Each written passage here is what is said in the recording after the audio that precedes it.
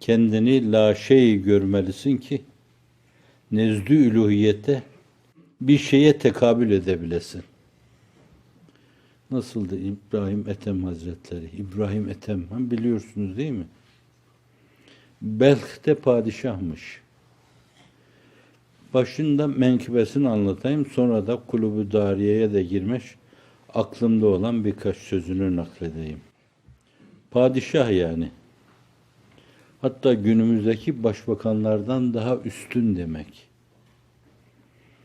Yani emri, fermanı dudaklarından döküldüğü anda emrine amade bir sürü insan eleste onu ifa etmek için koştukları bir insan. Böyle birisi. Ama mümin, ehli iman. Bu tarafı meselenin menkıbe. Olmuş da olabilir, olmamış da olabilir.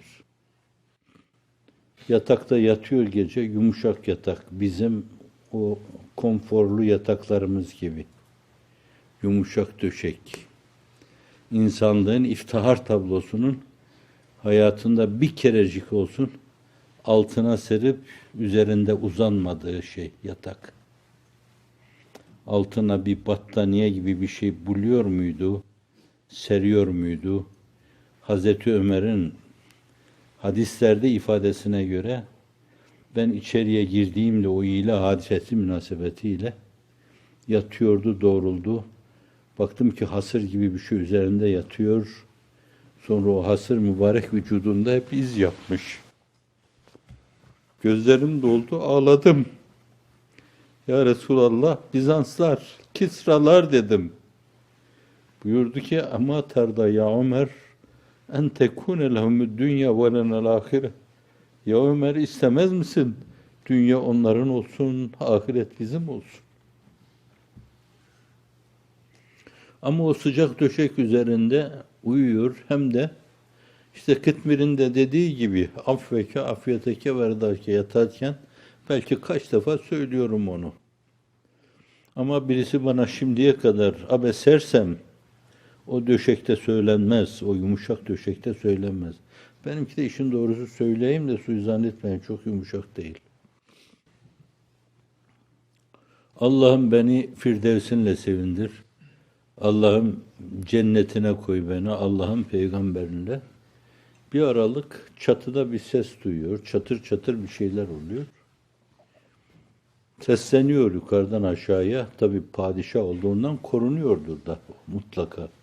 Korumaları vardır ya, şimdi nice adamların kaç tane koruması var. Onun da vardır herhalde. Keskin nişancılar değişik yerlerde oklarını germiş, yaylarını germiş, oklarını yerleştirmiş, bekliyorlardır. Kimdir o diye bağırıyor. Adam yukarıdan diyor ki, ne bağırıyorsun be, deve mi arıyorum diyor. Ulan sersem diyor, tavanda deve olur mu diyor. Abe sersem diyor, o yumuşak döşek içinde Allah rızası olur mu diyor. Kalbi uyanık olduğundan, burası menkıbe meselenin. O kadarcık bir tembih ona yettiğinden dolayı hemen hicret diyor. Evladı iyali terk ediyor. Mekke-i Mükerreme'ye mücavir. Siliyor, atıyor her şeyi kafasında. Siliyor, atıyor. Burası menkıbe değil. Neden sonra yerine geçen oğlu bir gün o da hacca geliyor. Babasıyla tavafta karşılaşıyorlar. O artık kendini tamamen Allah'a vermiş. Sesi, soluğu o. Birine bir şey anlatırken onu anlatıyor. Keşke sohbetimiz hep sohbeti canan olsa. Keşke sevdiğimi sevse kamu halkı cihan, sohbetimiz her zaman sohbeti canan olsa. Önüne gelen herkese onu anlatıyor. Anlatılması gerekli olan zatı anlatıyor. Onun dellalını anlatıyor. O dellala ruhlarımız kurban olsun. Ruhu Seyyidül Enam'ı anlatıyor. Başka her şeye karşı gözünü kapamış. Çocuğu karşısına çıkıyor. Bir kısım koordinatlarla evladı olduğunu görünce bir baba şefkatiyle az sarılıyor ona orada. Hatiften bir nida geliyor. Ya İbrahim, Bir kalpte iki muhabbet olmaz. Sana maruz olan o ikinci muhabbete al diyor. Menkıbede diyorlar ki çocuğu ayaklarının dibine yığıldı orada. Metafta ruhunu Allah'a teslim etti. Şimdi o yüksek karakteri böyle zihninize yerleştirdikten sonra bir de teveccühüne bakın onun. Hacertul halka turran fi hevaka. Turran bütün demek. Bütün ehli yalimi bu Arap şiirinde biraz teşbibe benzer bir şeydir. Teşbib şu demektir. Başta mecazen, mecazi bir sevgiliye karşı bir şeyler söylüyor gibi. Bir şeyler söyler. Emin tezekkürü ciranin bizi selemi mezeştedem encela min mukletin bidemi. Veya işte Hz. Kâb'in dediği gibi bânes suâdu fe kalbil yevme mebtûlu müseyyemin isruha lem yüfte mekbûlu demek gibi teşbih derler. Mecazi bir sevgiliden bahsediyor gibi. Bir arz-ı hal gibidir bu. O da evvela bunu diyor. Hecertul halka turran fi hevâka. Senin aşkın adına ben çoluk çocuğumu, her şeyimi bıraktım buraya geldim. Ve eytemtül eyyâle likey erâka. Seni göreyim, seni duyayım diye bütün aile efradımı yetim bıraktım. Gözleri arkamda kaldı. فَلَوْ قَطَعْتَنِي fil hubbi irben. Eğer ben hiçbir şeye yaramıyor diye koparıp atacaksam, inan yine bana, lema tayyel, bazı yerlerde lema hannel fuadu ila sivaka. Vallahi, billahi, tallahi, kalbim yine senden başkasına teveccüh etmez. Kessen, assan da sen diye inlerim ben. Bu teşbibini yaptıktan sonra ilahi abdükel asi etaka. Allah'ım senin kulun sana geldi. Bu şiirde meşhurdur. Ebu Hanife bile vahten bi bihimaka, o da böyle harfi rev, kafla ve bir de elifi işba koyarak öyle bir şiir yazmıştır. Ebu Hanife'nin de vardır öyle. Şiir değil. Münacat, özür dilerim. İlahi abdükel asi ataka. Allah'ım senin asi kulun sana geldi diyor. Nerede isyan var bilemiyoruz biz.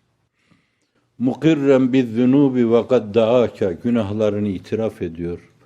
12. notadaki şeyi hatırlayın. Senin Said ismindeki kulun hem asi, hem müsi, hem müsin, hem efendisinden kaçmış bir bilmem ne olarak 40 sene sonra sana dönmek istiyor.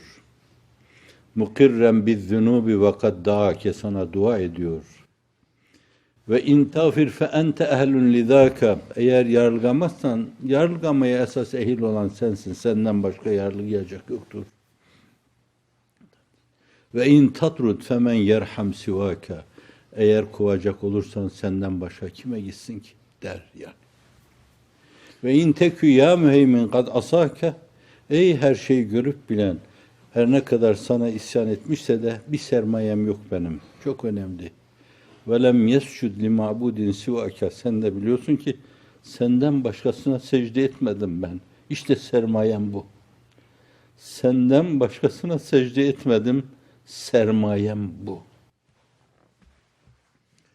Bu bakış doğru bakış.